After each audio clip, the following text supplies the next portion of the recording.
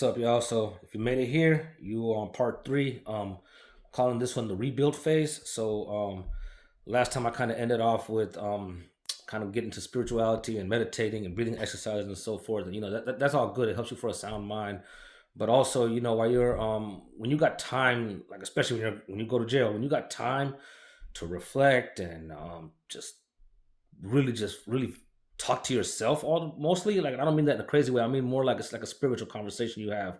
And like it's easy to blame other people for what you're going through, you know what I mean? Like it's very easy to be negative and hateful, man. But I took self accountability, and after I took self accountability, I made a promise to myself that when I get up out of here, I'm going to grind harder than I ever have in my damn life. You know what I'm saying? That was my mission, right?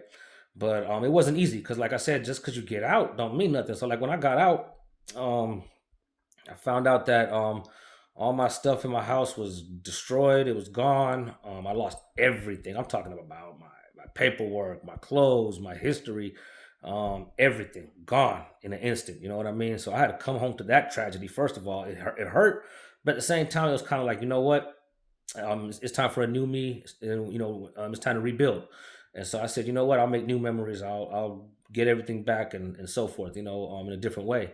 So the one thing that I did good before the tragedy happened was is that I hit on a Apple trade, and it was just sitting in my stock account. Nobody could touch that money because it's locked away. Nobody had access to it, not my wife, nobody.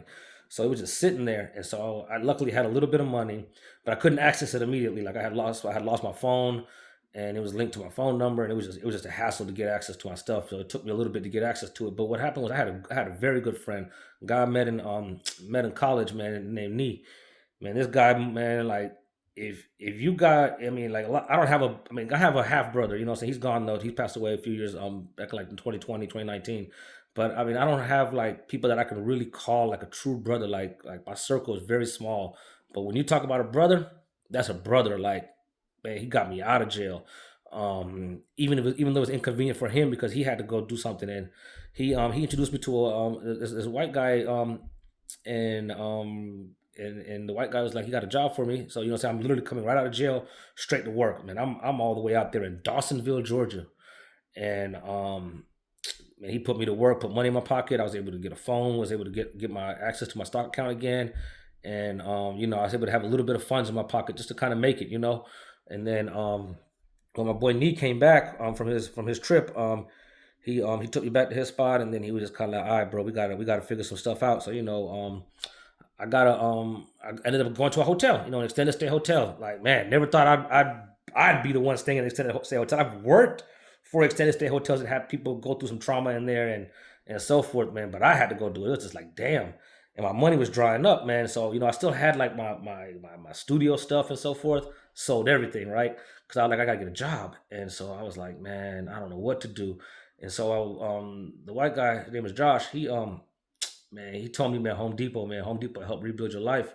And I was like, nah, man, I'm not, I don't, my mind is like, yeah, I want to work and I got the grind in me, but I don't want to do no labor work. It's just, what's the word? Um, I can't even think of the word right now, but it doesn't even matter. But it just like, I didn't want to do it, you know what I'm saying? But I did it. He told me how to do it, how to get in the door and everything. And this is the first time that I looked at white people in a long time because remember I was going through a phase where I was stuck on conspiracy theories and negativity and what the media was putting out there. And it fucked with you. You know what I mean? Like it can hit your subconscious. But I saw this guy was really genuine and he helped me out big time. Like I met his family. They showed me the most love I ever had from strangers ever. I was a complete stranger. They you know what I mean? And they treated me like family and they looked out for me. And so when I got out, when I got back to this side of town, back on the east side and so forth, I'm in Atlanta.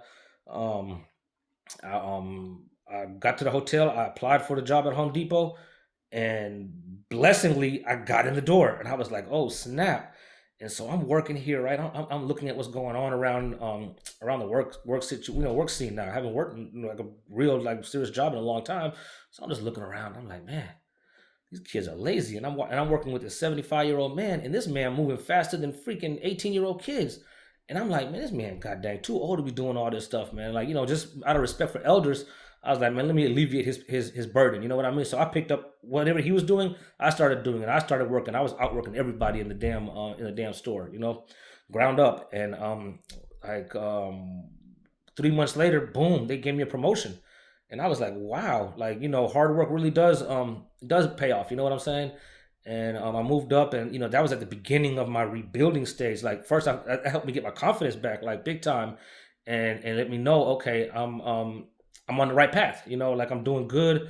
I was out of trouble. The court system didn't even want to release me. Like they thought I was going to go do something crazy, and I could have. I could have easily gone into a negative dark place, and I chose not to. I really, really, when I say, like, a lot of people talk about God, a lot of people use religious connotations. They try to be like, oh, you got to live like a Christian, you got to live like this. No, no, no, no, no, no, no. Just believe in God, be a good person. You know what you got to do. You know what's right and wrong. It's in your DNA. And so I just followed that. You know what I mean? And then while I got that job, man, I got a call from Gerard one night, man. We talked for like 3 hours, man, on the phone, and he was just like, "Bro, I'm proud of you." First person, um, just told me I'm proud of you. You know what I mean? And I was just like, "Man, appreciate it." He told me, "Come back to the studio, man. Let's see what I know you miss it." And so I was like, "All right." So I went back to the studio, did my thing, man. At the same time, I got a phone call from my other boy, Antoine. Y'all know Mr. Kelly. Y'all know Mr. Kelly, man. He around here, man. My brother, man. Even though we be beefing sometimes on social media, man, that's my brother. I love him to death. You know what I'm saying? He know it, but he called me and he was just like, "Bro, you have no clue how what you coming out of is motivation for other people." And I never really thought about it like that. So I was always working on this process called Reach Out. It's supposed to be about empowerment, and it just I got sidetracked. You know what I mean? And then somehow I kept dropping music, and I kept trying to put the music to reach out. You know what I mean? It's not the same. Like reach out is not about music. Reach out is something different. Yes, my music can relate to what I'm trying to do with that process, but it's not. That's not it. And so for a long time, I was like, yeah, I'm gonna drop this. This music gonna be a whole project called Reach Out. And I was, at the same time, I'm figuring life out. Like I'm rebuilding myself. I had to rebuild my relationship with my kids. My daughter mad at me. She's kind of scared of me. I had to slowly rebuild everything back. And it was a grind, man. But I was working my ass off. Keep in mind, I'm living at an extended stay hotel too. So while I got the job at Home Depot, I'm like, man, I gotta get a paycheck. I gotta get a paycheck. I'm waiting for the first paycheck. That's why I sold my studio, because I needed to pay my rent. Man, I sold my studio 2 days later. Literally, if I could have just waited 2 more days and survived, 2 days later, man, these folks are like, "Hey, we got a job at the front desk for you." So I was like, "Bet." I'm like, I work Home Depot. I got a set schedule, and I can work here, and I can live for free and have a little extra money in my pocket. And that's exactly what I did. I was working two jobs, had extra money in my pocket, investing, doing all kind of wild stuff. Went through some went through a little spending phase. I invested a lot, put a lot of money in crypto. That whole year, the whole market was just dropping. Crypto, stocks, everything just down. And so I just kind of just kept investing. Some of it recovered, so I was able to make some profit here and there. I still got some cryptos that I just got locked away. I don't even look at them. I'm not worried about it right now. It's more like a retirement plan, and so I'm not really stressing it. But I kept coming on here. I kept putting I try to rebuild social media too fast. Like I just put my face back out there, like, didn't really think about what I was doing. At the same time, I'm coming out of trauma. You know what I mean? With everything I lost, and I'm not saying that I'm the only one that lost. My ex-wife lost a lot too. And if y'all really pay attention, if you really want to rebuild your life, you have to forgive. You have to take accountability. It's easy to look at the other person's mistakes and what they did wrong, but you have to look at your own self. It's really important. I'm seeing so many men on social media bashing women, and it's like, okay, I get it. You know what I mean? Like I get it. So, like something's wrong. I completely understand. But at the same time, what are you as a man doing? You know what I mean? Like bashing a woman, is that really gonna make a woman want to respect you, or are you showing leadership skills by talking down to women or talking bad about women? That's why I don't respect these Charleston Whites and these Fugazi podcasts and all these other people are just reckless, man. It's just like, come on. It's like a whole men of valor on YouTube. All these influencers just passport bros. All this shit is just whack. Yes, a lot of women in America are messed up. It's a cultural issue. It's a deeper issue. We went away from family. We went away from God, and it messed things up. It definitely has psychologically. But as men, we the leaders. Guide them women. Get them back right spirituality. Be a teacher. You know what I mean? Don't disrespect them. Don't talk bad about them. Yeah, I know sometimes I see some crazy stuff sometimes here and there, but overall, I always try to make sure that I'm putting accountability toward men too, not just bashing the women. You know what I mean? That's reckless. I think I made a. Y'all might think it's an ignorant song, but I made a song called "30 Nights in ATL," right? And even in there, if you really listen to the song, I said let's have a red table conversation. That means let's have a talk. Let men and women have a real talk, not arguing, but like talk, like what's really wrong. And every time I see these conversations, nobody's bringing up God, nobody's bringing up culture, nobody's bringing up family values and what really matters. Like that's why I be like, man, there's so many fake people that talk about Christianity this and Christianity that, and it's not right. So that's that, man. But yeah, man, my rebuild process was hard work. Like I worked 2 jobs for 2 years straight, like just nonstop working, working, working.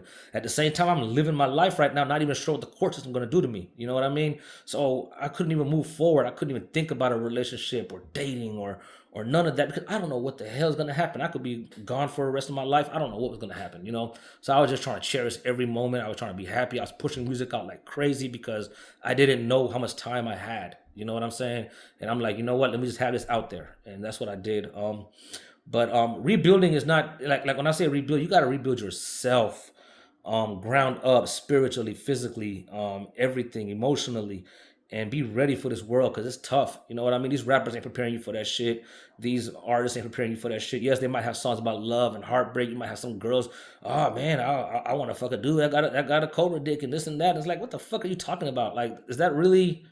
Like, what the fuck? Is that going to matter 15, 20 years from now, 10 years from now in your life? No, but they don't think like that. You know what I mean? And that's the problem. We have a bunch of um, artists that are supposed role models, but they're not role models. You know what I mean? They're not. Like, you got fucking strippers or prostitutes that are fucking rappers now. You got hoes that are rappers now, but nobody want to look at the fact, like, don't get it wrong. Meg Thee Stallion got some bad flaws about her, but it's a college educated woman.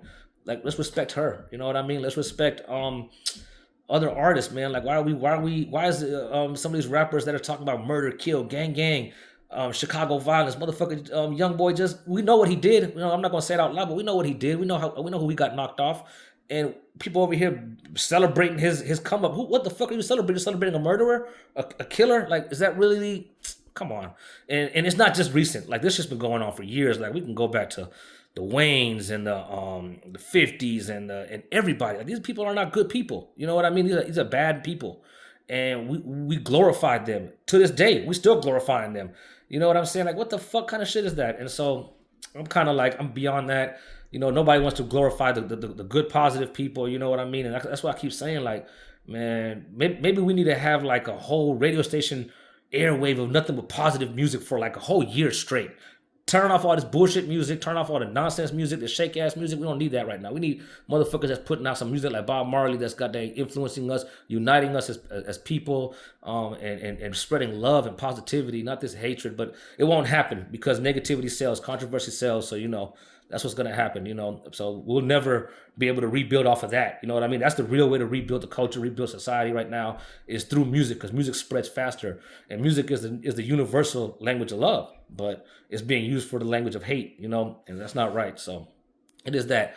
But yeah, man. So like that's how I rebuilt myself. I grinded, worked 2 jobs, stacked, invested, didn't spend nothing, didn't buy unnecessary clothes. I still go to Walmart and buy a little 10 pack of teas and survive off of that. You know what I mean? I might buy a couple dress shirts here and there and dress pants here and there, but I don't splurge. I don't buy Jordans. I don't waste my money on none of that stuff. I'd rather buy a Nike stock. You know what I say before I buy a pair of Jordans. When Nike pays me enough money to buy a pair of Jordans, then maybe I'll buy a pair of Jordans again. But man, look at my hat. No logo. No logo. I try my best not to wear logos anymore. Like I don't because they're not paying me. Like so I'm wearing your logo and you're making advertisement money off of me spreading your stuff. I'm not gonna do that no more. You know what I mean? Like those days are over with. You have to be smarter than that, wiser than that. The wealthiest men in the world don't even wear logos like that. And if they do, you don't see it. You know what I mean? You barely see it. So that's that, man. But yeah, man, I rebuilt myself with musically too. I found myself found the flow. I really figured out how to do stuff and spread a message and make it make sense and make it relatable to the youth. Like they call me Unc now, you know what I mean? They be like, what up, Unc? What up, Unc? You know what I'm saying? I got a lot of YNs I mess with. They doing their thing. They got to grow and live and learn life as we all do. But I try to tell them about investing and try to maneuver their money here and there. Some listen, some don't. It is what it is. But that's that, man. I'm going to do a part for um reinvent and refocus, and then it's gonna be reach out. And after that, I'm gonna stop the blogs for a little bit, and then when I come back, probably top of the year, we'll start getting into more modern topics. What's going on today? You know what I mean? Like my history is cool. You know, so I worked, I busted my ass. I'm still working. I'm still busting my ass. I'm still elevating. Home Depot saved my life. That hotel that I worked at, man, them people was like family. They blessed me. They helped me really get my shit back on track. You know what I mean? And my brother Nee and Antoine and all of them, man, they really helped me, man. And I'll never forget it, man. YouTube, y'all need to start subscribing to my channel. Start listening to the real. Leave these fake people alone, for real, for real. And talk to some real people, real men. That's men, not men that's acting like females and hating on females. Like what the hell is really going on in the world today? But tune in. We got more coming. Vlog. Probably do another one tomorrow. Do these last three within this week. I'll do these next three that I want to do, and then I'm going to stop after that. And I'll come back in January, and we'll try getting into more modern topics, get more organized. The other thing I'm working on is the ums and the man. I keep saying man and Keep in mind, I'm just now getting back into like speech and talking a lot. So you got to just let me do my thing. Let me figure out how to, catch myself when I say, maybe I need to, I got to just get that back right. I don't have the gift of gab like certain people. I don't know how to manipulate people. I'm not a manipulator. I'm just straight up.